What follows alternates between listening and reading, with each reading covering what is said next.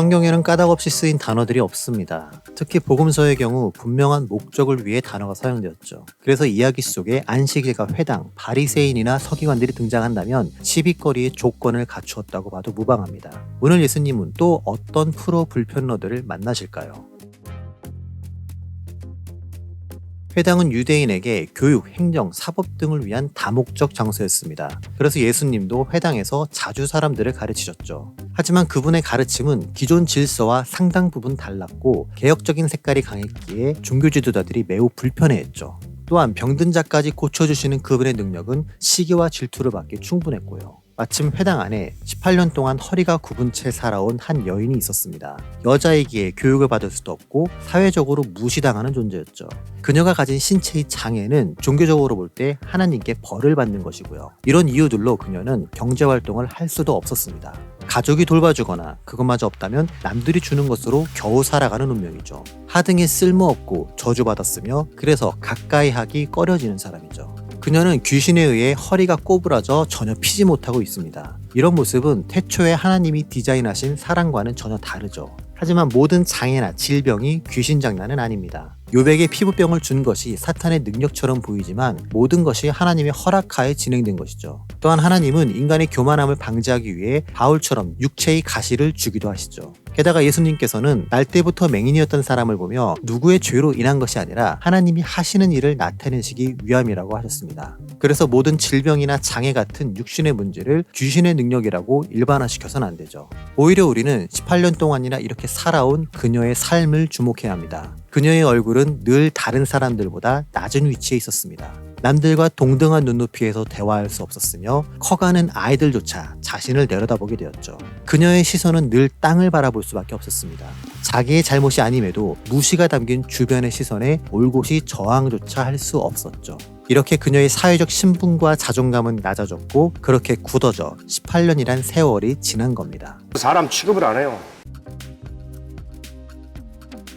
그녀가 어떤 인생을 살아온지 아시는 예수님은 그녀에게 내 병에서 놓였다고 말씀하십니다. 이제껏 누구도 고쳐주지 못했죠. 아무도 도와주지 않았고요. 오히려 지은 죄가 많아 저렇다며 비난하고 흉을 받습니다. 하지만 예수님은 그런 그녀에게 먼저 말을 걸어주셨죠. 그녀를 짓누르고 있던 질병으로부터 해방시켜 주셨고요.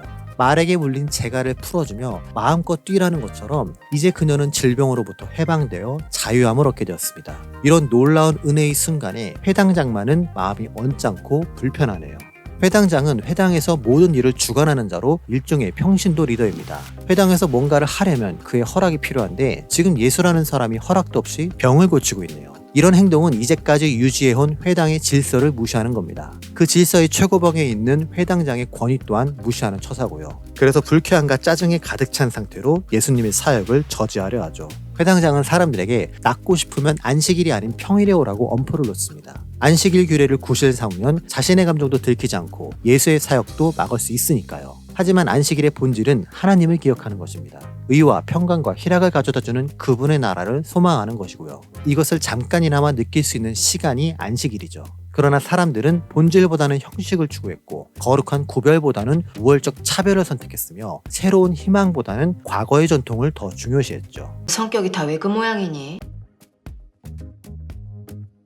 그의 검은 속내를 아신 예수님은 외식하는 자들이라며 비난하십니다. 외식한다는 것은 가면을 쓰고 연극을 하는 행위로 겉과 속이 전혀 다름을 뜻하죠. 입으로는 하나님을 따른다 말하지만 행동으로는 나를 더 중시하는 사람, 겉으로는 믿는 자처럼 홀리해 보이지만 속으로는 믿지 않는 자보다 더 썩어 있는 사람, 이렇게 말과 행동이 다르고 믿음과 삶이 괴리감을 보이는 것이죠. 이러한 이중성의 대표주자가 바로 바리새인과 서기관들이고요. 그들은 안식일에 관한 규정을 가르쳤으나 정작 자신들은 그것을 온전히 지키지 않았습니다. 공정과 정의, 법치를 강조하지만 자신은 그 위에 군림하려는 누구처럼요. 일례로 율법을 해석한 생활 규범인 미시나에 의하면 안식일에도 짐승을 밖으로 끌고 나가 물을 먹일 수 있었습니다. 짐을 싣지 않는 한 일이 아니며 물을 먹는 것은 생명 유지의 방법이니까요. 이처럼 동물들에 대해서는 융통성 있게 율법을 적용시켰으나 사람에 관해서는 조금의 융통성도 허락되지 않았습니다. 오히려 철저한 율법 준수라며 더 야박하게 해석하고 적용시킨 것이죠. 예수님은 이러한 예외적 적용의 허점을 파고들며 짐승보다 더 귀한 사람의 가치를 언급하십니다. 그래서 이 여인이 아브라함의 딸이라 말씀하시죠. 유대인은 자기들이 선택받은 민족이며 그 시작이 아브라함이기에 이 여인이 아브라함의 딸이라면 자기들과 동일하게 대우해야 합니다. 그럼에도 여자였기에 그리고 장애를 가졌기에 저주받았다 생각하며 하찮게 여겼죠. 예수님은 바로 그 점을 지적하십니다. 너희들은 상황에 따라 안식일 규정에 예외를 두잖아. 짐승도 묶여있으면 그리 답답한데 이 여인은 18년이나 묶여있었어. 이 사람이 너희와 똑같은 아브라함의 자손이라면 더 사람답게 대우해야 하지 않겠니라며 형평성을 문제 삼으신 것이죠. 짐승도 그렇게는 살지 않아. 이에 사람들은 두 가지 반응을 보이면 나뉩니다. 안식일을 핑계로 병고침을 반대했던 자들은 부끄러워하고 다른 부류들은 예수님의 능력을 기뻐했죠. 현장에서 기적을 목격한 사람은 신기해서라도 즐거워할 겁니다. 허리 굽은 여인과 평소에 알고 지냈다면 그녀의 회복은 나의 회복처럼 감격스러울 거고요. 이처럼 건강한 마음을 가진 사람은 기쁨을 누렸지만 회당장만큼은 그러지 못했습니다. 결과론적으로 너무 좋은 일임에도 그는 자신을 패싱하고 진행된 것을 매우 못마땅해 하죠. 하나님의 백성들이 모이는 회당에서 그곳을 책임지는 자가 사람을 살리는 일에 화를 냅니다. 과연 회당장은 이제껏 무엇을 위해 회당을 지켰던 걸까요? 그에게 중요한 것은 사람의 회복과 평안이 아니라 자신의 지위와 권한이었던 걸까요?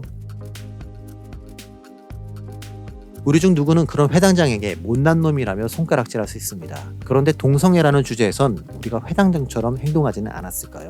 태어날 때부터 그랬다던가 유전적으로 영향을 받아 동성애자가 된 사람은 없습니다. 환경, 정서, 그 외에 다른 외부적 요인들이 있지만 최종 결정권자는 자기 자신이죠. 그리고 성경은 동성애를 죄라고 하기에 결국 동성애자는 죄를 선택한 사람이 되죠. 이런 연유로 교회는 동성애자를 매우 혐오스럽게 바라보며 심각한 죄인으로 취급합니다. 마치 18년 동안 허리가 굽은 채 살아온 여인을 바라보는 것처럼요. 사람들은 허리 굽은 여인을 보며 하나님의 저주와 심판을 생각했습니다. 그녀의 망가진 인생과 희망 없는 삶을 안타까워하며 도와주기보다 벌을 받을만 했기 때문에 그랬을 것이라며 무시하고 멀리했죠. 그럼에도 이 여인은 유대인들이 모인 회당에 들어올 수 있었습니다. 그리고 그곳에 계신 예수님을 만나 회복될 수 있었죠. 그런데 말입니다. 교회는 동성애자를 맞이하지 않습니다. 오히려 심각한 전염균을 가진 숙주처럼 여기며 철저하게 그들의 출입을 막지요. 자신을 악의 세력으로부터 교회를 지키는 선한 문지기라 생각하면서요. 하지만 예수님은 허리 굽은 여인에게 저주받은 몸으로 왜 회당에 들어왔냐 질책하지 않으셨습니다. 정결 규례를 어긴 나병 환자에게도 어찌 감히 사람들 사이에 섞여 있냐며 타박하지 않으셨고요. 오늘날 교회에게 이런 예수님의 마음이 필요하지 않을까요? 동성애가 죄라면 동성애자는 그 죄를 범한 것뿐입니다. 저와 여러분이 다른 죄를 짓는 것처럼요. 모든 죄인이 하나님 앞에 나와 회개하고 구원을 받아야 하는데 그 가운데 동성애자는 빼야 한다고 말할 수 있을까요? 포괄적 차별금지법을 막는 것은 당연하지만 거기까지만이 우리의 역할일까요? 이 법을 막고 동성애자들의 출입을 막는 것만이 하나님 나라의 완성일까요? 지금처럼 계속 거부만 한다면 그들은 평생토록 구원받을 기회조차 없는 삶을 살아야 합니다. 만약 그럴 경우 그들에게 복음을 전하지 않은 우리에게 하나님은 뭐라고 하실까요? 땅끝까지 이르러 내 증인이 되라 하셨는데 우리가 그 영역을 내 멋대로 선택한 게 아닐까요? 동성애 옹호가 아니니 극보수처럼 이상하게 받아들이지 않았으면 합니다. 동성애를 죄라고 명시한 성경이 바뀌는 건 아니니까요. 다만 동성애자들이 회복될 수 있는 유일한 수단은 복음이기에 그 복음을 듣고 영접할 수 있도록 교회의 문을 열어주자는 겁니다. 아니면 교회 밖으로라도 나가 그들이 회복될 수 있도록 도와주던지요. 여러 가지 방법이 있을 겁니다. 관련된 연구도 진행 중일 거고요. 중요한 건 교회와 교인, 즉 저와 여러분들의 마음입니다. 지금 우리가 해야 하는 건 동성애가 죄라고 외칠 게 아니라 그들의 회복을 위해 마음을 모으고 지혜를 위해 기도하는 것입니다. 그들의 변화를 일으킬 유일한 수단은 복음이며 이를 위해 움직일 유일한 공동체는 교회뿐입니다.